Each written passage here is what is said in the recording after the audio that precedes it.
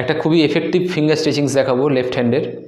এটা তাদের জন্য যারা বলে গিটার ব্যথা থেকে হাত ব্যথা করছে বা আঙুল ব্যথা করছে। তো এই ফিঙ্গার স্ট্রেচিংসটাও গিটার ছাড়া যেখানে খুশি যখন খুশি করা যাবে। তো কি করতে হবে দেখে নিই।